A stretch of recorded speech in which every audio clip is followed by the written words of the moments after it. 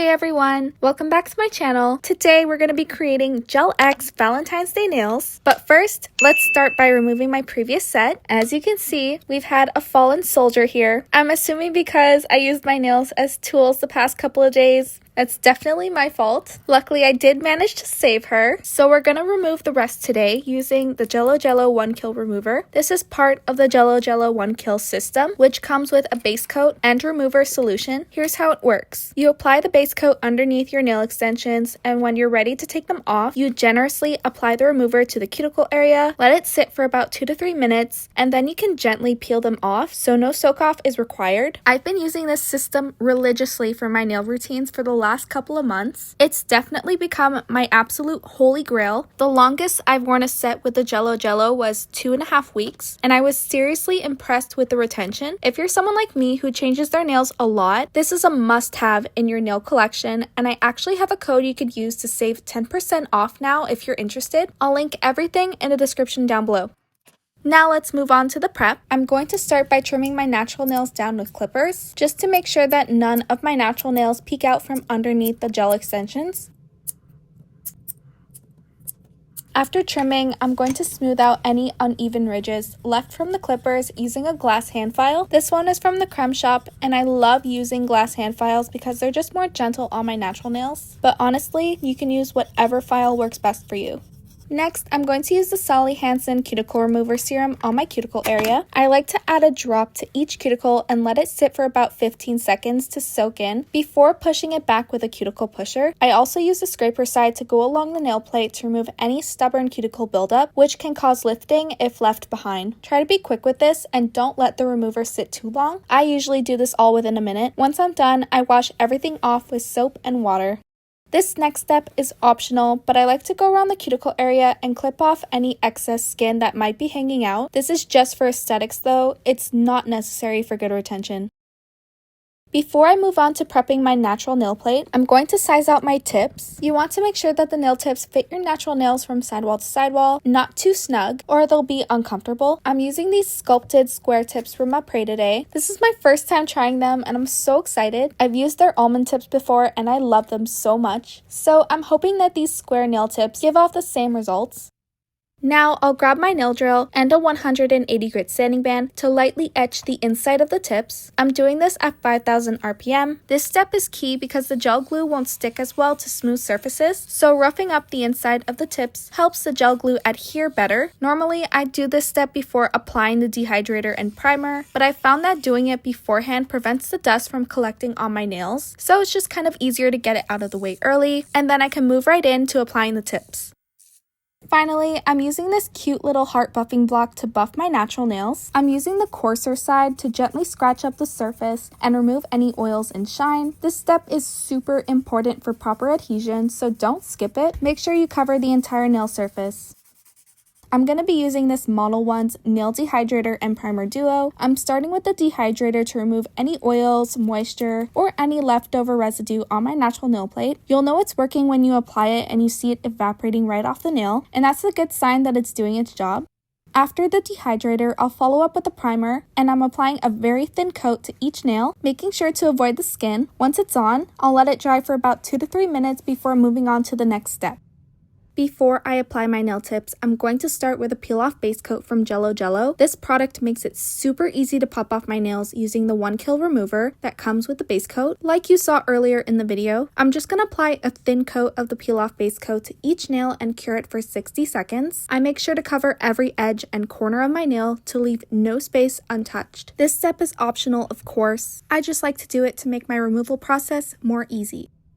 Next, we're going to apply the tips. I've got this super cute UV gooseneck nail lamp from Macart. I'll be using the gel glue from Model 1's, and I have my prepared nail tips here from earlier. For the application, you're just going to want to apply the gel glue to where the nail tip will meet your natural nail. Don't forget to add a little bit extra glue along the cuticle area. These sculpted tips require more glue than you may think, so don't be shy with the amount that you're adding if you're using sculpted tips as well. Now take the nail tip and apply it to your natural nail at a 45-degree angle, close to the cuticle, I like to make sure that there's no gap and press it down so that the gel glue flows towards the free edge. Once it reaches the free edge, I'll flash cure it under my gooseneck lamp for about 15 seconds. This helps the tip stay in place while I work on the other nails, and I just keep repeating the process, pressing the tip down at a 45-degree angle and flashing it under the lamp to set it. Before curing, just make sure that there's no air bubbles. Those can cause lifting, which is not ideal and is something you want to avoid. If you end up with way too much or too little glue, you can always remove the nail and wipe off the excess glue from your natural nail and reapply it properly. Once all the nails are flash cured, I'll pop my hand under my UV lamp for a full 90 seconds to ensure that everything is fully cured. Normally, I'd cure for 60 seconds, but since these sculpted tips require more glue, I like to give it a little extra time just to be safe. One issue I've been running into with these sculpted tips is that sometimes there's a little bit of glue that doesn't reach the free edge. As I flash cure it, it looks like it's filled all the way in, but when I look at it on different angles, then you can kind of see like a little gap. So to fix this, I use a small liner brush and a bit of gel glue to fill in the gap. This is really important because any exposed area underneath the nail could lead to lifting or moisture getting trapped, and we definitely don't want that. So after filling it in, you're just going to want to fully cure it for 60 seconds and you're good to go.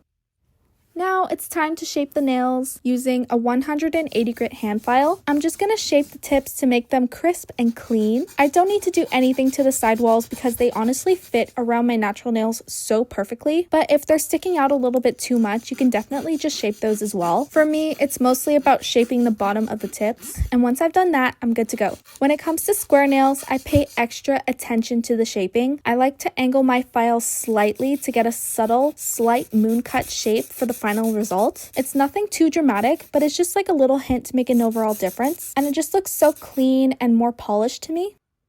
To keep the tips clear, I'm going to apply some top coat underneath the nails. I actually applied it to all 5 nails, but if you're doing the exact same set as me, you only need to apply it to the ring finger. I just wasn't sure what direction I was going in for this nail set, so I just played it safe and applied it to all of them. Next, I'm going to use a round safety bit that came with my Manicure nail drill set. It's honestly my go-to for sealing the cuticle area. After applying Gel-X tips, I go around the nail at a speed of 5,000 RPM, just filing the cuticle area and ensuring that the tip blends seamlessly with my natural nail. You want to apply very minimal pressure and only go around 2 to 3 times. I'm also going to take my heart-shaped buffing block from earlier and etch the soft gel tips. This is super important because the gel polish doesn't adhere well to smooth surfaces. Etching the tips gives the gel polish something to grip onto, and it will ensure that the polish won't peel off later. Just make sure that you're thorough and cover the entire nail tip surface for proper adhesion. Next, I'll grab a small oval brush and a bit of acetone and go around the cuticle area and gently melt the nail tip into my natural nail. This is honestly the most satisfying step of the whole routine, and it just makes such a huge difference in the final result. Oh, and I almost forgot one tiny step. Go ahead and remove the dust with a lint-free wipe and some rubbing alcohol, and this will just cleanse the nail and ensure that no debris gets transferred onto your gel polish, and it gives you a cleaner and more smoother finish. After cleansing, I'm going to apply some rubber base from Born Pretty. It's this cool toned pink shade that I'm in love with. I'll have all the products I'm using linked in the description box below so you guys can easily find them. I'm super excited to use this rubber base again. I haven't used it in a long time, and I'm especially excited to use it on sculpted tips because I've never done that before. So today's finally the day. To start, I'm going to apply a slip layer to the entire surface of the nail tip. A slip layer is essentially just a thin coat of rubber base you don't cure. It's just there to help the rest of the product apply smoothly. Once that's on, I take a larger bead of rubber base and just start below the cuticle, floating the product down towards the free edge and all the way to the tip of the nail. Since my nails are pretty long, I actually used 2 beads of rubber base. I applied the first bead over the cuticle area and to the free edge of my natural nail, or essentially the middle of my nail. I ran out of product, so I grabbed some more and floated it from the free edge to the tip of my nail. Unfortunately, my camera did die as I was flipping the nail to let the rubber base self-level, but basically I just let gravity do its work and cured it. So while my camera was charging, I moved on to my other hand and I did those ones. So let's do this again. Start with the slip layer and covering the entire nail surface. Then take a bead of builder gel and float it down the nail. As I get towards the free edge, I like to trail my brush upwards towards the apex. This helps float the product towards the apex area. After that, I'll flip the nail upside down to let it self-level. I make sure it's parallel to the ground and use a liner brush to drag any excess product from the tip to the apex. You can see me flipping my nail here for the demo, but usually I leave my nail upside down and line it up with a liner brush. I just wasn't able to film it like that, so I'm showing you guys what I do before flipping it back. One of the things I love about rubber base, but I feel like it isn't talked about much, is that you can actually file it to the shape you want. For example, I messed up my application a little bit here because it's not really easy to do things on camera. It's not as straight and smooth as I'd like it to be, and some products seeped onto the sides, and since it was cured this way, I'm going to take an 80 grit hand file and shape the sides to the shape I want. Rubber base is a soft gel, so it's much easier to file compared to polygel or acrylic. You don't need to file as much product off, which really saves time when shaping, and it files very easily. Of course, this isn't something I typically have to do if my application goes smoothly, but sometimes it doesn't, and filing is always an option. After shaping, I applied a no-wipe glossy gel top coat to each nail with a rubber base. This will just help make sure that no lint or dust gets onto my nails and sticks to them as I'm experimenting with the gel polish. For some extra fun, I was feeling hearts, so I grabbed these cute little heart stickers from the Gel-X Valentines Day Gel Polish collection. You might be able to find these on Amazon sold separately. I'll try to link them down below if I can. I was thinking about doing a clear encapsulated glass heart confetti nail, so I started by laying down different shapes of the heart stickers, beginning with the larger ones and working my way to the smaller ones. To make sure that they were neatly placed, I used the silicone side of my tweezers to press them down and make sure that there was no air pockets between the stickers and my nails. Next, I took a glitter heart confetti top coat from Beetles. This is basically a clear top coat with heart confetti mixed inside of it. I applied it to the entire nail right over top of the stickers and started layering them with a lot of hearts. I used the liner brush to move the hearts around and place them exactly where I wanted them to be, adjusting them until it looked just right. To help it level out and get a smoother finish, I flipped my nail over just like I did with the rubber base. I ended up applying 2 layers because I wanted a lot of hearts, but you can definitely add as many or as few as you'd like. And look at how dreamy this nail turned out. I'm absolutely obsessed with the final result, and it's so cute and perfect for Valentine's Day. Now I'm going to go in with some classic white gel polish from Madame Glam in the shade Perfect White. It's one of my favorite whites for French tips, and I'll be adding it to my glass nail palette. I also grabbed a pink gel polish from Beetles, but I actually didn't end up using it, so just ignore that part. I'm going to take a 20mm liner brush and load it up with the white gel polish, making sure that every bristle is coated. This will help ensure an even and smooth application. Once the brush is well coated, I'll start by drawing a line where I want the French tip to be. Then I'll drag it up towards the side walls, and this is going to be my stencil for my long French tip. There are multiple ways to create a long French, but this is just my method that I feel most comfortable with. Once I'm happy with my smile line, I'll fill in the area with the white gel polish. Then I'll go in with my liner brush again and add in more white and fill in any gaps that I may have missed. I always apply 2 coats of white gel polish. Even though this one is already pretty pigmented, I just want it to be as opaque as possible. So after the first coat, I cure it for 60 seconds, and then I apply the second coat in the same way, and it can get a little messy, so I just clean it up with an oval brush dipped in acetone, and I cure it again for 60 seconds. I applied the French tips to every single nail except for the 2 ring fingers, and I repeated the same process for all of them until my designs were laid down. By the way, I'm getting really low on white gel polish, and I think it'll only last me a couple more sets before I need to buy more. I'm curious if any of you have recommendations for white gel polishes. A few days ago, I placed an order to restock my top coat, and I also bought a new black gel polish to try. I also got a white gel polish as well from Valentino. Because TikTok kept recommending it to me, I'm really hoping it's as good as everyone says it is, and I'm honestly super excited to try it out. But of course, I'm open to experimenting with different brands until I find the one that I love. So if you have a go-to white gel polish, please leave it in the comments down below, and I'll be checking. Also, can we talk about how cute these nails are coming together? They literally look like acrylic nails. The sculpted tips are just amazing. I think whoever created these forms and shapes really nailed it. They just look so natural and sculpted and nice. I'm not sure exactly how the process of making soft gel tips are, but these are just fantastic. I'm obsessed with how they're looking and turning out. While I was working on my dominant hand, some dust got on the white gel polish of my left hand, so I cleaned it up with some rubbing alcohol and a lint-free wipe.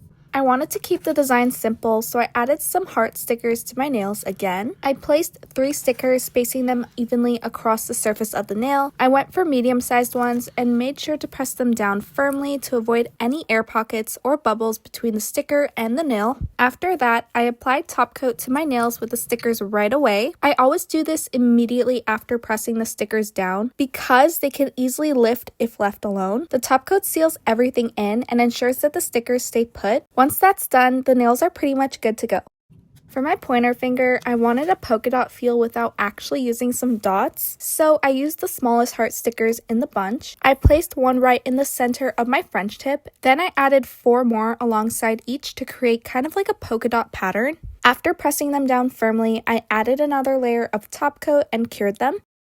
Now for the fun part, the cherry design. I'm not sure if cherries are still trending, but I thought they'd be super cute for Valentine's Day, so I decided to go for it. I used 3 colors from Madame Glam: Perfect Red, Foggy Night, which is a dark green, and I mixed in a little bit of this neon pink called Love Wins with the red to make it brighter. This step is optional, but I thought it would just be kind of like a nice pop of color. I started by adding all my colors to my glass palette, spacing them out so they wouldn't blend together. I wasn't exactly sure what the ratio of red to neon pink should be, so I kept them separate and blended them together in the small gap between the two until I got the shade I wanted. For the cherry hearts, I used what I think is either a 7mm or 5mm liner brush. They ended up being a little bit larger than I intended, and I kind of wish I made them a little bit more narrow, but they still turned out super cute. The shape I intended to paint was a wide, rounded heart. Once I was happy with the first heart, I cured it for 60 seconds to avoid any mishaps while I worked on the second one.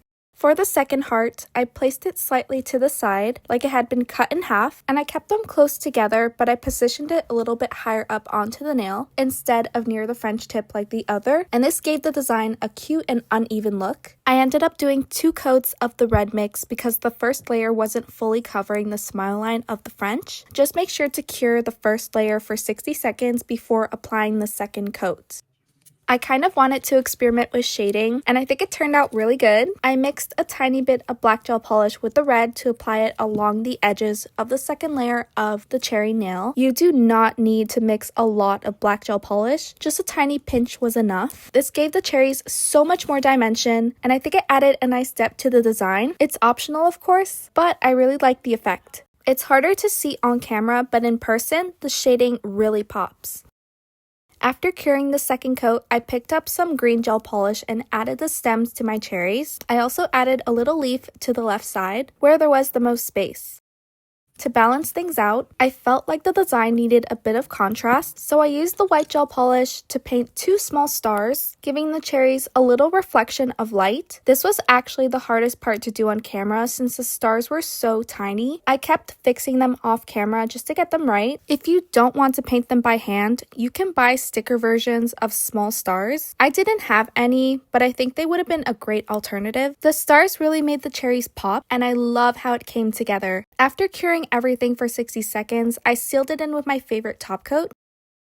And finally, for the charm, which is optional, but I love adding them, I went with a small white bow charm, and I used the Jinbei Crazy Thick Top Gel to secure it in place. Honestly, this gel is amazing. The retention is insane. One thing I love about this gel is that it holds the charm in place until you decide to cure it, and it's thick enough that the charm doesn't slide around too much. Plus, it's no wipe, so it stays super shiny and glossy without needing a top coat after, and it's just what I needed to finish a design. Here's some footage of me doing my dominant hand. I'm not sure if you guys like to watch me work on this hand, but I feel like some of you might, and others just may skip it. I try to include some footage of me doing my other hand in every other video because maybe it'll inspire someone to try doing both hands. Whenever I do show myself doing my other hand, I always get comments asking how it's even possible. Honestly, it's totally doable. As you can see, it just takes a lot of practice, possibly even years of doing it actually. When I first started doing nails years ago, I wasn't wasn't even doing nail art. I was just doing the basics and my work wasn't great at all, but I didn't give up. I kept practicing, and after a year or two, when I felt confident, I started my YouTube channel to show people how I did my own nails. Not only did I learn from my mistakes, but I also thrived, and now I'm here, able to paint big heart-shaped cherries for Valentine's Day on my nails. I'm so proud of that, and I think if you put in the time to learn and develop your techniques, even if it takes a while, it's totally worth it. That's my little motivational speech for the night. Now I'm gonna file my nails with a 180 grit hand file. You might not be able to see it clearly, but there is a little bit of splotches of gel paint on the bottom of my tips. So filing just gets rid of it and also crisps up the shape. A final file is always necessary with square nails. Trust me, you don't want to skip this step. It makes a huge difference. Next, I'm gonna finish with some rose-scented cuticle oil from Blossom. This stuff smells amazing. I use it in all my videos and I've barely made a dent in it. It's so long-lasting. It literally smells exactly like fresh roses and it's so refreshing. I like to massage it into my cuticles and surrounding skin to rehydrate everything. And here are the finished nails. I'm obsessed, to say the least. It's been a while since I've had square nails and I've been dying to try these après sculpted nail tips forever, or what feels like forever. I'm so glad I did today. 10 out of 10, absolutely recommend, and no, I'm not sponsored. I can't wait for Valentine's Day to take pictures of these nails. I feel so girly and so fresh with this new set. I hope you all have an amazing Valentine's Day. Thank you guys so much for watching. Please like, comment, and subscribe, and I'll see you in my next video.